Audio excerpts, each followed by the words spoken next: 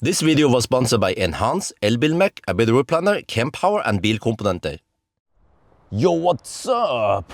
Today we're going to do a side-by-side comparison again, this time with this ID7 GTX Tourer versus, well, you can tell it what it is. Yeah, so this is an Audi A6. This is the S6 version, but they are similar to the A6. Yeah, so both German cars, both station wagons, you know, both from Avant. But which one is the best? Well, we'll see.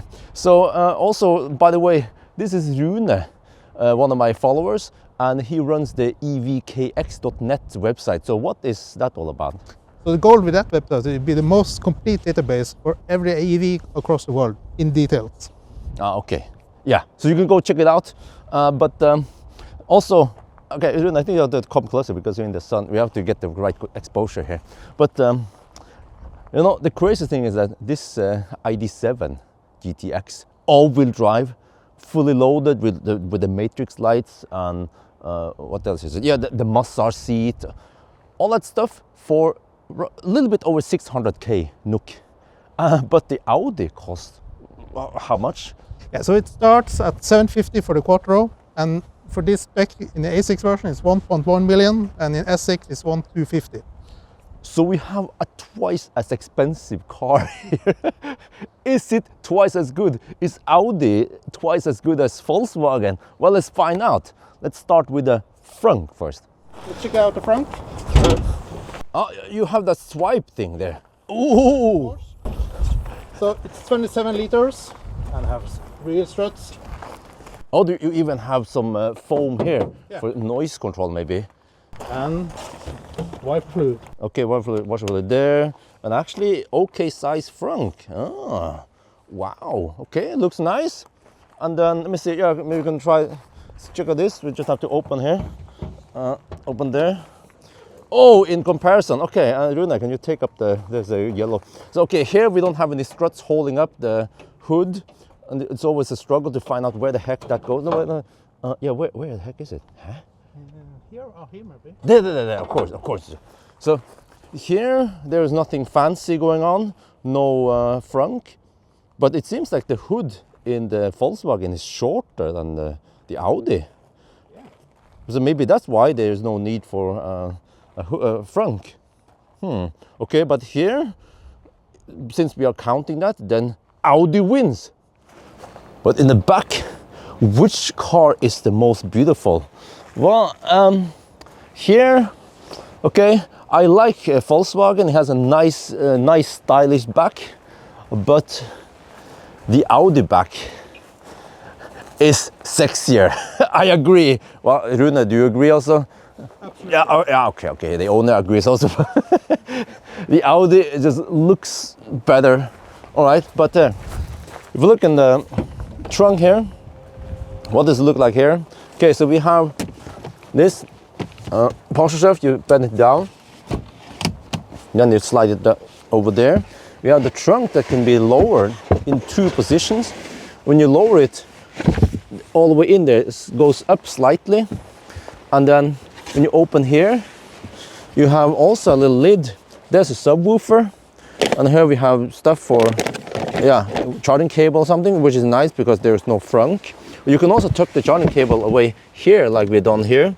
On this side, also have net to hold things together. And then, this is the minus for the Volkswagen, actually quite common with VAG. And it's so hard to open. There's 12-volt outlet only in the back, not in the front. And then here, we have, oh, that's for folding the seats. Okay, very nice. And then here, we have for the anhangerkopplung. Wait, did I not do it properly? There, you do it like that, and then again to remove it, and then you just click it away. Like that. Wait, there. So I don't want my hands dirty. Here, open the trunk. Okay, this is pretty cool with the Audi. I never noticed it when I borrowed the car, but you see that the parcel shelf actually goes up and down by itself as you close it. The parcel shelf closes automatically there That's what you pay the extra 600k for. Okay, but also that, you know, you don't notice that that is a nice feature until you come to the Volkswagen, because this is when I use the trunk here. Every time I open it, this thing is kind of in the way because I want to see in here. So that one is good for the Audi. And then here we have more or less the same solution. Maybe this is a VOG thing. You slide it there, but it seems like the lower position here is slightly, it's not as low as than in the Volkswagen. And then same here, you have some pockets on the side. You also have the handle here for folding the seat. There's a tow hitch button. Press it. Okay, same thing there. Comes out and then, so maybe this is just a VOG thing. There, okay, nice. And if you measure the length of the trunk, we have 106 centimeters. Width of the trunk, 100 centimeters. The height here on the low position is 73 centimeters. Loading height, 68 centimeters. That's good. And in the Audi, we have length 106 centimeters. That's the same as Volkswagen, but here we have 102 centimeters. Slightly better, slightly wider. That's good. Height here is 75 centimeters. And then loading height is, well, it seems to be lower. Wow, 62-ish? Huh? Audi wins again. And when we fold the rear seat, the Volkswagen has a slight upcline here, so it doesn't fold that flat. But in the Audi, you can fold it flatter than the Volkswagen. Audi wins again. But what about the length now? Behind the driver, I don't know why the heck it's beeping. It's a Volkswagen beeping. 196 centimeters.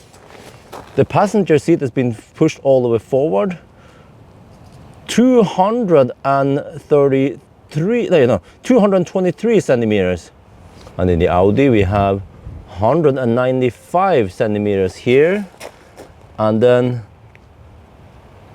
210 centimeters here. So finally, Volkswagen gets a win. In the Volkswagen, we have these leads for ISOFIX, very nice.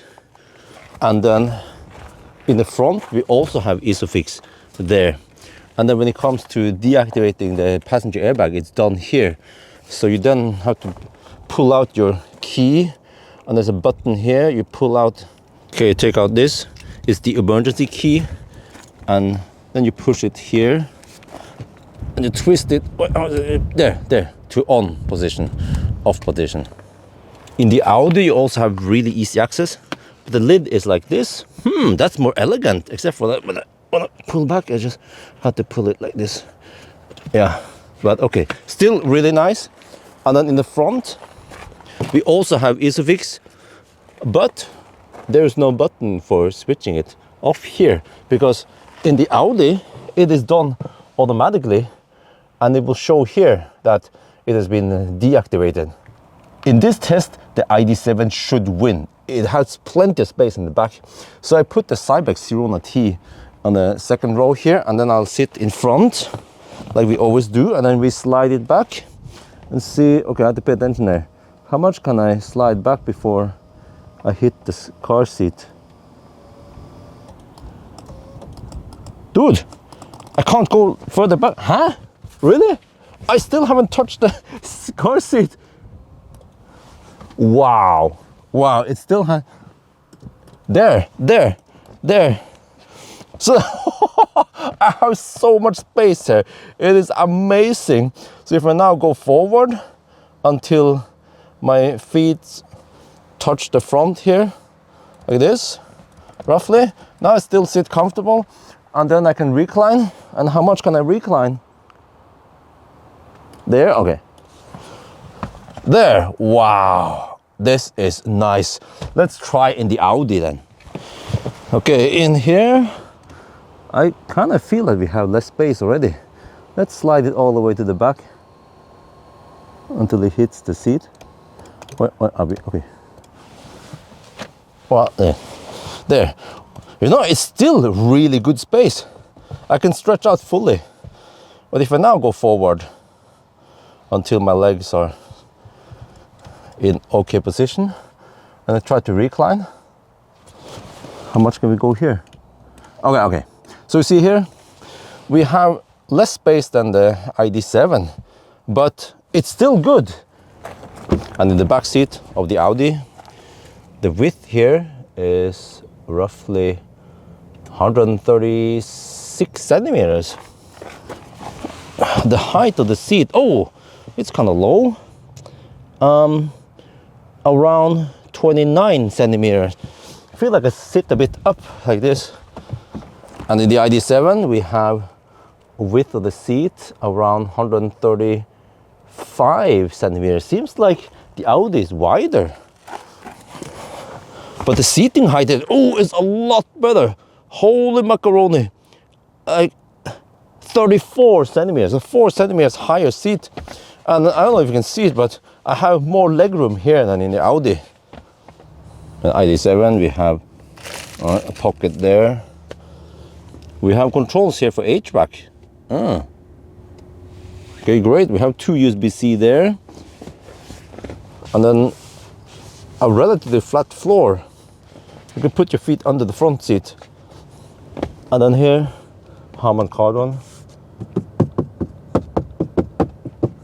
Door closing sound. We have the sunroof. It's been set in the dim position now. Lights here. Handles on actually all doors. Great. Some ambient light there. Middle armrest goes here. Cup holders there. A big ski opening here, like most German cars. That's nice. And then headroom, we have, this is, I mean, it's okay. Yeah, this is like this-ish, right? But there's this edge comes right where I want my head, roughly. So it's not even a fist, maybe 3 or 4 fingers. Middle seat, you sit even higher up. Then you have just 2 or 3 fingers to the glass roof here, or at the edge here. But in the ID7, you can do this. Take up this hook, whatever you call it. And now you go in a more upright position in case you want to take more cargo. And actually in the upright position, then suddenly we are away from that edge in the back there, but you don't have a ton of headroom. It's not a fist, it's still around 3 or 4 fingers. And in the Audi, we have this pocket here. Yeah, you can see less leg room. I cannot stretch out that much. Okay, air vents here. We adjust temp here. And then USB should be, yeah, you can see there, 2 USB-C down there. And then we have Bang & Olufsen. That's better than Harman Kardon, right? However, the finish here, I'm not sure about what you guys think, but I almost feel like the finish in the Volkswagen is nicer, or is it? No, maybe it's here, hard plastic. Ambient light. Oh yeah, we have a little bit of ambient light there. What was the door closing sound again? Air vents there. And it can be adjusted there. Hey, no handles, right? Nothing? Okay. And then middle armrest goes like this, goes down here, 2 cup holders, and then the ski opening, you open the whole thing there, and it becomes big, even bigger than Volkswagen. Great. And then when it comes to headroom, I feel like we have roughly the same as in the ID7. Almost a fist, or at least 3 or 4 fingers. And then in the middle seat, okay, then I go higher up. Then it's around 2 fingers, no, 2, 3 fingers. But when I sit here, I kind of rub into the top part here. Well, the floor here is not as flat as the Volkswagen. See, there's a little hump up there, and I can't even put my feet there. I feel like everything is just more cramped here in the Audi. Can you adjust the seat here? No. On the front seat in the Audi, we have, oh, yeah, the best seat with everything. Good side support, electric adjustable here. Also, the steering wheel is electric adjustable in and out. And then there's a check here, sun visor, pivots, but doesn't extend. In the ID7, we have also quite nice seats, but I feel like maybe the Audi is better. But here, the adjustment of the steering wheel is done manually. Yeah, it's the poor man's adjustment. And then the sun visor, also pivots, but doesn't extend. And in the Audi, you have real leather from real cows. And here we have the breadcrumb collector, manual adjustment there. But the ID7 has a different material here. Not sure what kind of material. This seems to be Alcantara, but then probably some synthetic here, and also the same breadcrumb. Oh shit! Oh yeah, that's the breadcrumb I was talking about. Okay, nothing to see. And in the Audi, we have this big instrument cluster, as you know it from other Audis. And actually, you have real buttons, but it's just one big button that pivots in different directions. But okay, great. Flappy pedals here. Also, this cruise control stalk here is wonderful. There's no way to misclick it or miss whatever it. Yeah, so that's awesome. Big screen here. Massage, on the other hand, on the Audi is not that great. There's only 3 programs: relax, balance, and stretch. Well, unlike the old fat e-tron, which has pretty good massage, same as the Chinese cars here. You can kind of hear it maybe there. It sounds like air cushions that inflate and deflate. That's cat massage, useless. There's a screen there. We have 12-volt outlet in the front, huh? 2 USB-C there, cup holder there, wireless charging pad here, cup holders here also. Wow, okay. The drive select button, piano finish all over the place here. Shit. Center console is not that big. Well, it goes deep in here, but it's kind of shallow in this direction. On the glass roof here, you can do this. Shoop, shoop. You can choose how much of the glass roof you want to diffuse. And then you go the other way, like that. Ah, nice. Headroom here for my position, plenty. Manual controls for HVAC here. Same on this side here. Quite conventional. In the ID7, you have a tiny instrument cluster. It shows the most useful information there. Of course, we have head-up display just like the Audi, but here, way smaller. But on the other hand, you have a big screen here, way bigger than the Audi. And then also the HVAC controls, you see, you cannot control them there. You do it in here, Tesla style. And then you can choose to open these 2. And you have whatever options there. But also, let me see if I can find it here, deep in the menu somewhere. Here, I think it's the ID software. Seats, massage. Oh yeah, I forgot. You can show this. There are lots of settings here, right? Program, rotation, pelvis, and the massage here. You see, it massages also at the butt cheeks. But you can also do this, and then you go to massage program, and then this is the quick. You can swipe here. Yeah, I have this pelvis right now. And the massage in the ID7 is way better than the S6 behind us here.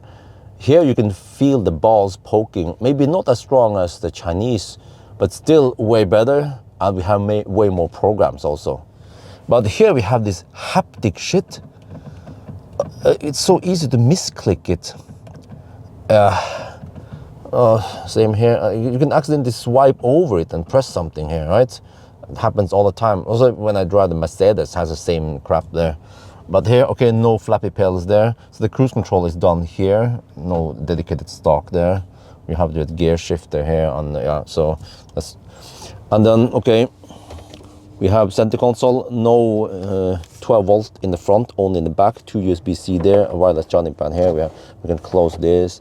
We have the cup holders here, but the center console, okay, I have so much crap here. Just gonna show you briefly. The center console here is so big. I put actually a 230 volt inverter here and some cables, and all my video equipment and stuff goes in here. So the center console in the Volkswagen is way bigger than the Audi. And headroom here, oh, very good also. And then, see, now it's in the diffuse mode. If we do this, wait, the other way. There, now it's in the transparent mode. So here is only a binary, on and off. You cannot select which part of it you want to be on or off. And in all the MBB cars, including the ID7, when you're done driving and you leave the car, you get the option to air condition now. Or if the car is on, you can also do the air condition immediately here. So this will keep the HVAC on for half an hour. Really useful.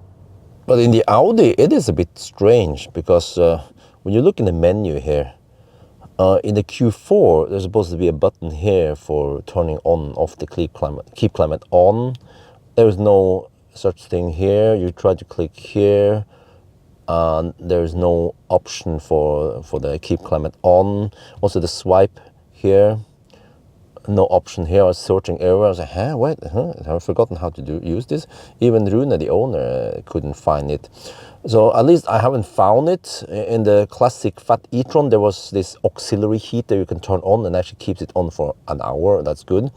But what you can do then is that when you leave the car, you get this, and then this is the keep climate on. And when you enable it, you see here 30 minutes. That's very nice. If you would fire up the car again, and you then go to the HVAC controls, you then see that it is active. But if you press it, you will deactivate it, but then the button is gone, G-U-N. And in the Audi, you have the charge port on the right side here. You see, it's fully electric. It's AC on this side for street charging, but you also have charge port on the left side. Just takes a while, because now it needs to close that side first, and then eventually the left side, which is the right side, not the right side, which is the wrong side, opens. And here we also have for DC, and then the button here is not for closing the charge port, it's for stopping charging. In the ID7, it's just the poor man's opening.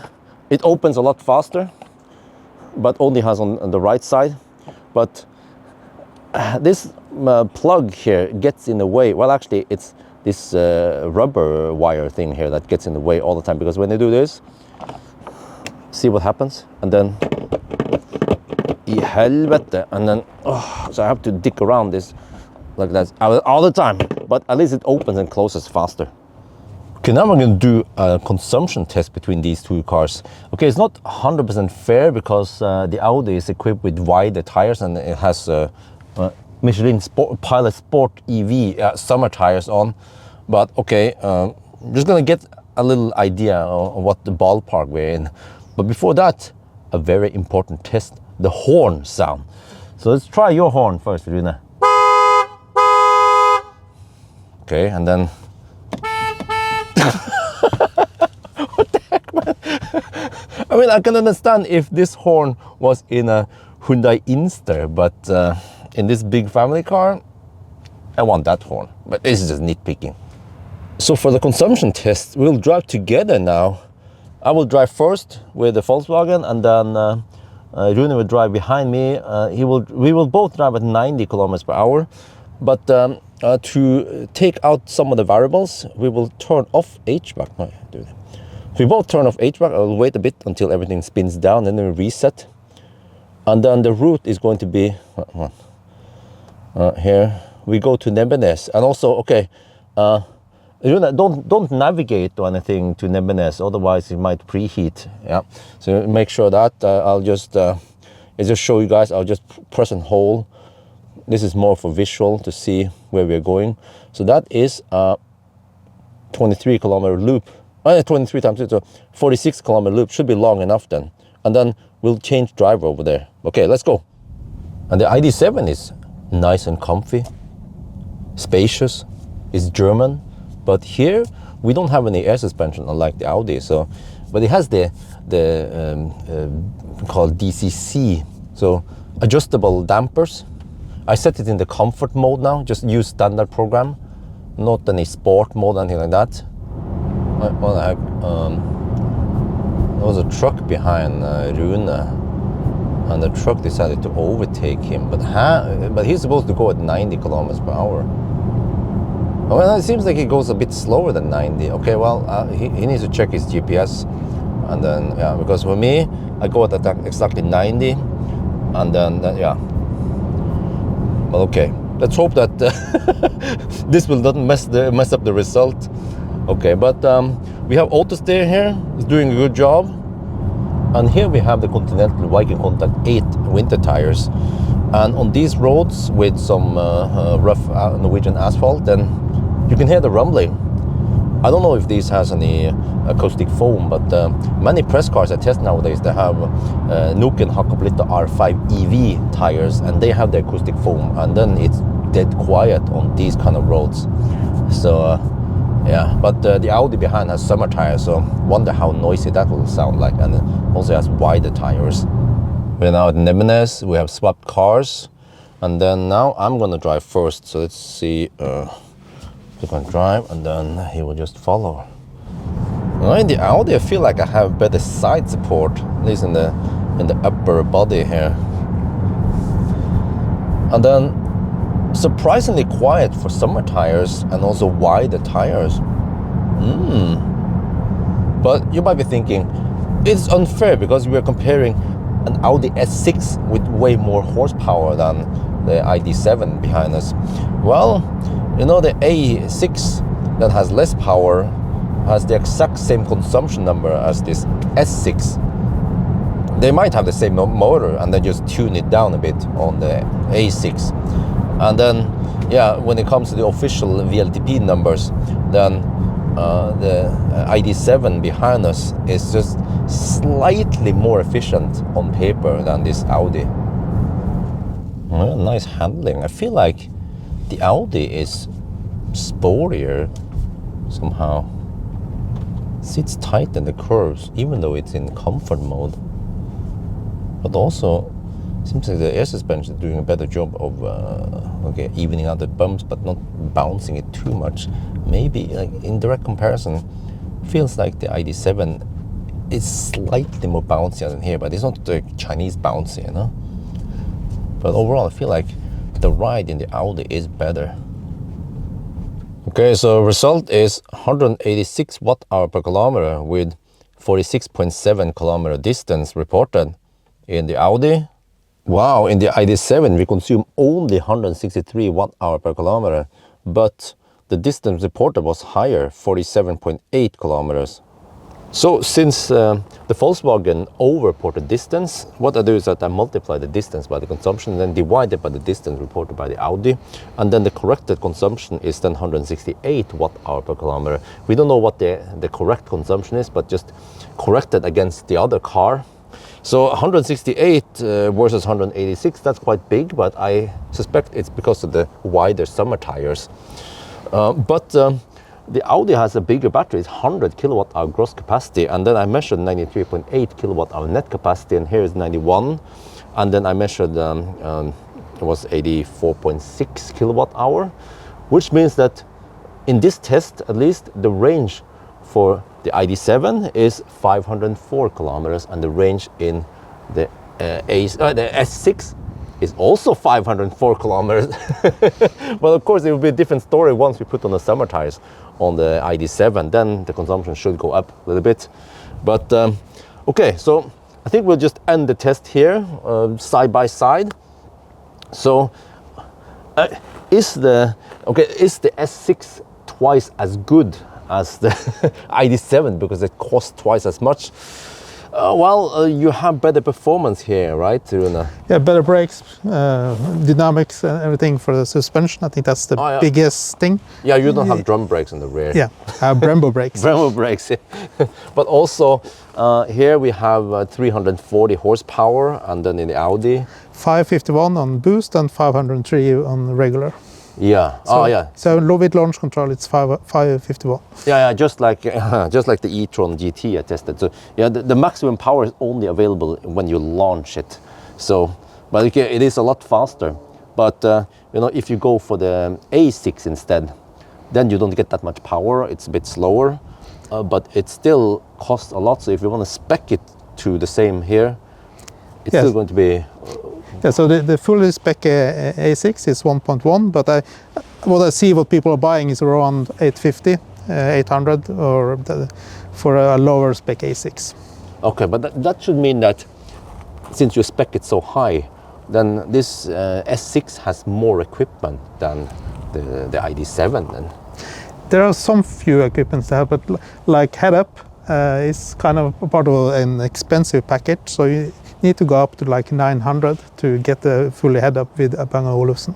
Oh yeah. Okay, I didn't do it in this test, but needless to say, I've tested before. The Bang & Olufsen sound system in the Audi sounds incredibly good. Here, this what was it again? Harman Kardon.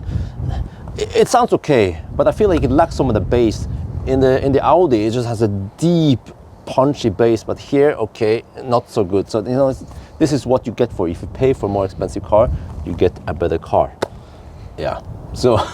Yeah, and lots of more options. Like you have 3 different seats you can choose from, and you only have one here. Yeah, but as this video shows, not everything is better with the Audi. The space here in the back seat was better. The seat height was better. Yeah, so then it boils down to which car would you buy if you had the money? Would you buy the Volkswagen or the Audi?